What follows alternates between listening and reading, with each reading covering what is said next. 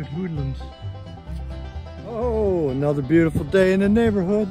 Yay, got me another load of wood. Just heard of my first red-winged blackbird. It's still the middle of winter. That's way early. I love those birds. Let me show you the wood. A bunch of 5/4 and some metal.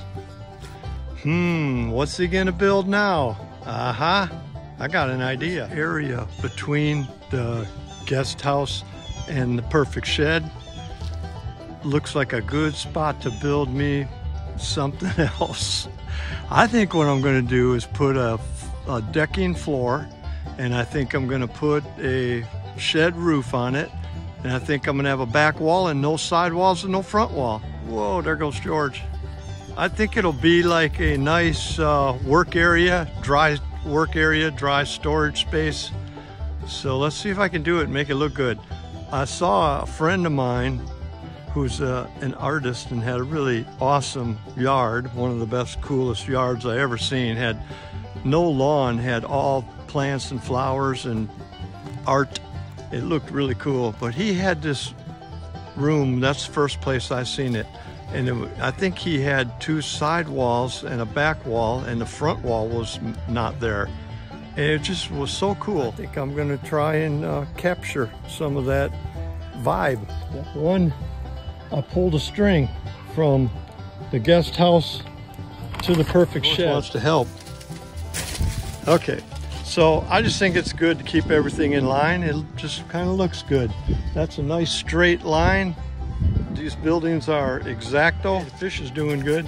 Yeah, them 2 lines are, that's a good straight plane right there. That's gonna work. Well, since I'm building a small pole barn, I'll start by putting my poles in. That string gives me a place to pull a measurement off of, as well as the building to my left.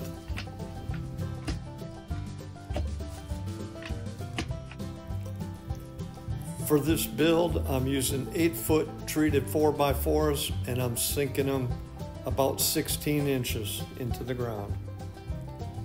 I can use scrap wood to cut myself some stakes to help plumb the poles.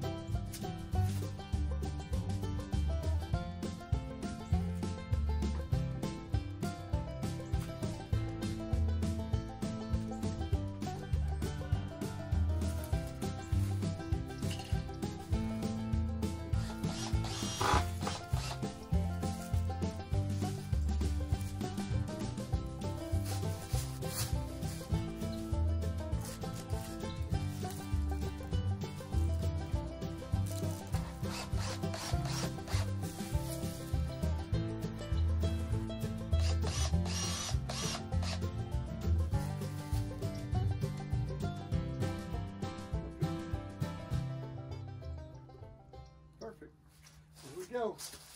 All right, I'm about to pour my dry concrete into that post hole to set that post. And I've noticed I've got a few comments over the last couple of years. People saying things like, well, the manufacturer says you're supposed to mix it. You ain't supposed to do it dry. Or, you know, just other things. But let me tell you where I come up with it. I had a friend who was a really good carpenter and a farmhand, and he put in miles of fences, hundreds and hundreds of posts through his life. And he showed me this trick, and he's the one who taught me to have a pointed stick and use the pointed end at the bottom of the hole to pack the concrete, and then use the square end towards the top of the hole. And that's where I come up with it. So I personally have more faith in the advice of a farmer than the manufacturer or the engineer that designed it. Hey, that's the way it is.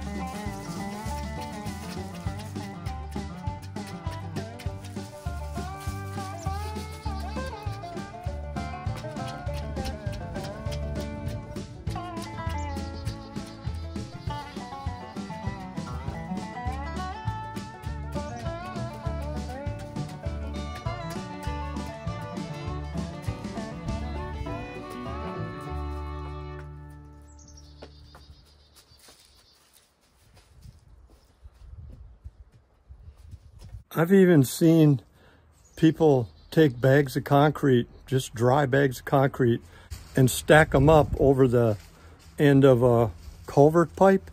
And then, you know, you come by years later, they're like bricks. They're rocks. They're not going anywhere. The paper's gone, plastic's gone, the concrete got set just by stacking the bags. So I'm pretty confident this is going to be okay. I think it'll outlast me.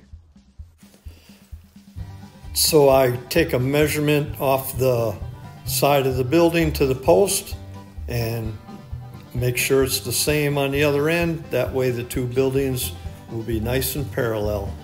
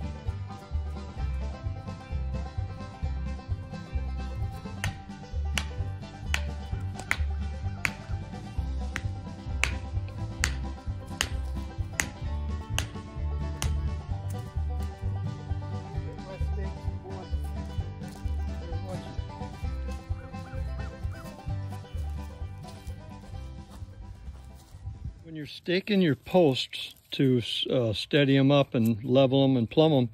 Take that long edge, which is this side here, and have it the farthest away from the post. It'll hold its position in the ground better that way, with the long edge away from the post.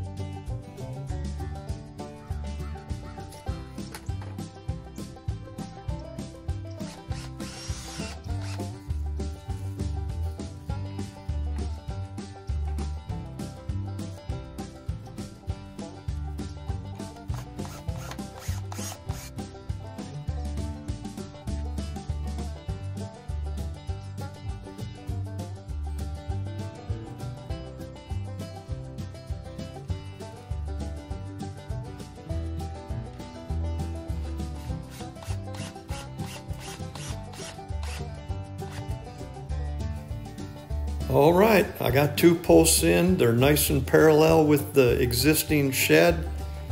All I need is 2 more. I'm gonna make this thing 10 by 10, and it's gonna be just right.